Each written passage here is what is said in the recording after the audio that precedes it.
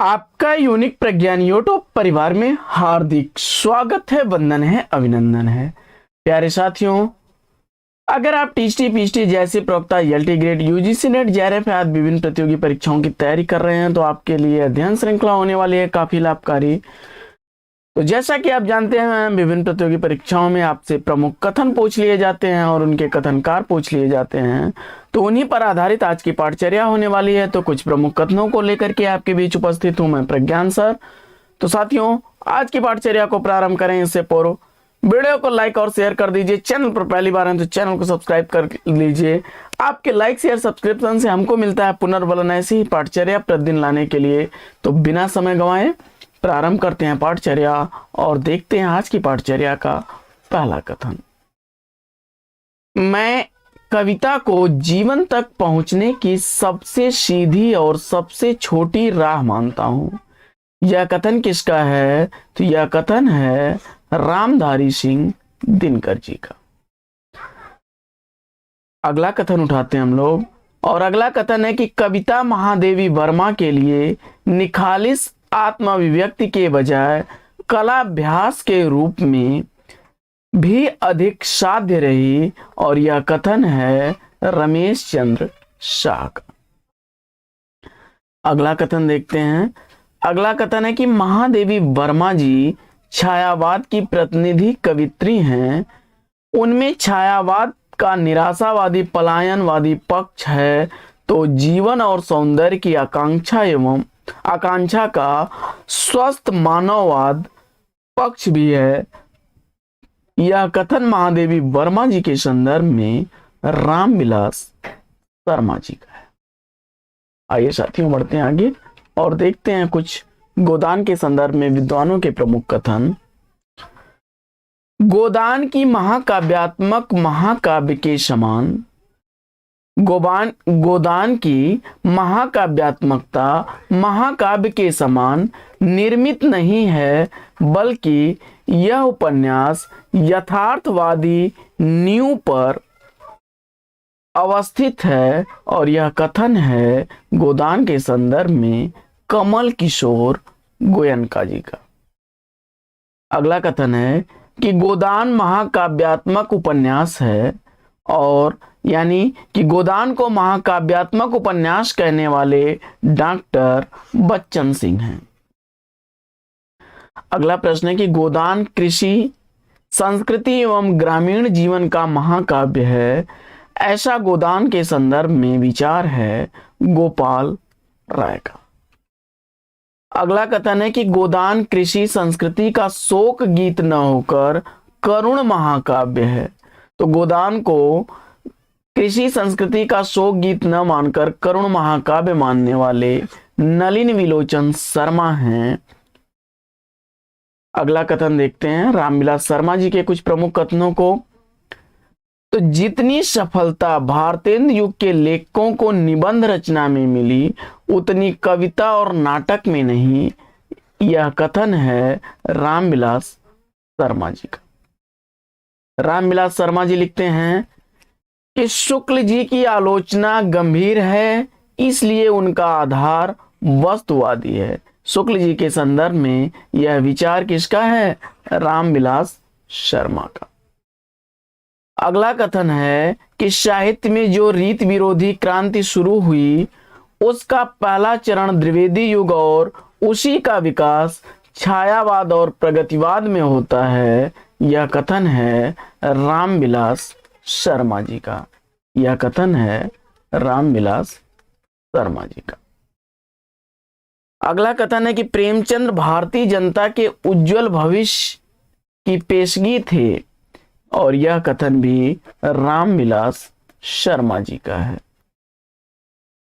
अगला कथन है रामविलास शर्मा का ही कि निराला सौंदर्य और उल्लास के कवि हैं, दुख और मृत्यु के भी। यह कथन भी रामविलास शर्मा का है, सूर्यकांत त्रिपाठी निराला जी के संदर्भ में।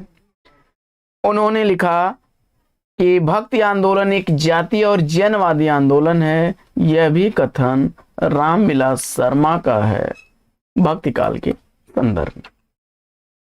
आगे हम लोग देखते हैं कि केशव काव्य में अलंकार का स्थान प्रधान समझने वाले चमत्कारी कवि थे। केशवदास के संदर्भ में यह कथन आचार्य रामचंद्र शुक्ल का है। आगे देखते हैं कि हिंदी में वैविध्य के कारण रामचंद्रिका छंदों का अजायब घर है, यानी रामचंद्रिका को छंदों का अजायब घर कहने वाले राम स्वरूप चतुर्वेदी जी हैं। साथियों बढ़ते हैं आगे और सूर्यकांत त्रिपाठी निराला के संदर्भ में आचार्य रामचंद्र के कुछ प्रमुख कथनों को देखते हैं। तो निराला जी में बहुवस्तु स्पर्शनीय प्रतिभा है, ऐसा मानना है शुक्ल जी का।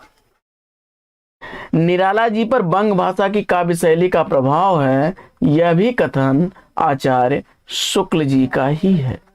निराला के संदर्भ में, निराला जी के संदर्भ में वे अन्यत्र लिखते हैं कि संगीत को काव्य के और काव्य को संगीत से अधिक निकट लाने का सबसे अधिक प्रयास निराला जी ने किया, और यह भी कथन शुक्ल जी का है।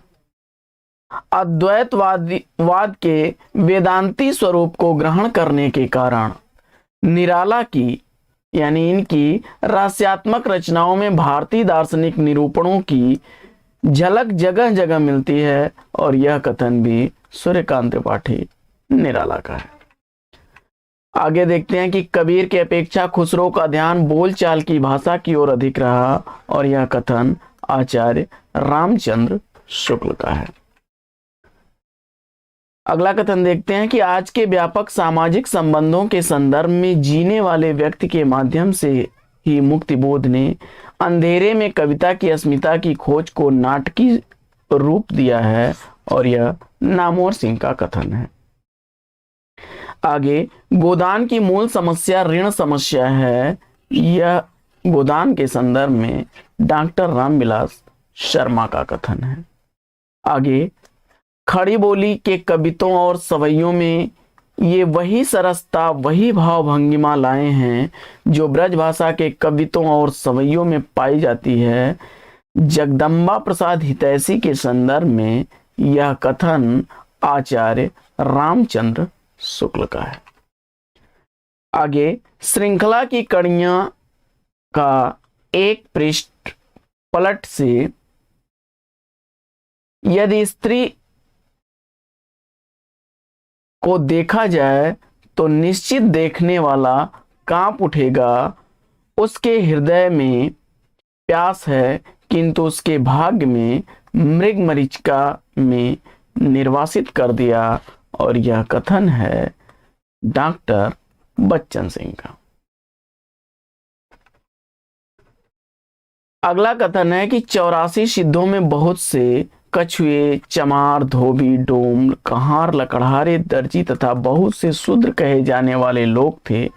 अतः जाति पात का खंडन तो वे आप ही थे। यह पंक्तियां किसकी हैं? तो जवाब हो जाएगा आचार्य रामचंद्र शुक्ल की। अगला, हिंदू समाज में नीची से नीची समझी जाने वाली जाति भी अपने से नीची एक और जाति ढूंढ लेती है। यह कथन है आचार्य हजारी प्रसाद द्विवेदी जी का।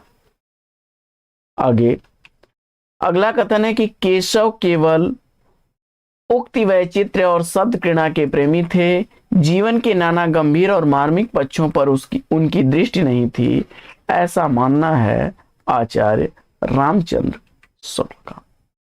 शुक्ल जी रत्नाकर के संदर्भ में लिखते, क्षमा करें, जो काव्य अनिवार्य नहीं है वह सारी कलात्मकता के बावजूद श्रेष्ठ नहीं हो सकता। रत्नाकर के काव्य के संदर्भ में यह कथन किसका है? तो पंडित नंदुलारे वाजपेयी जी का।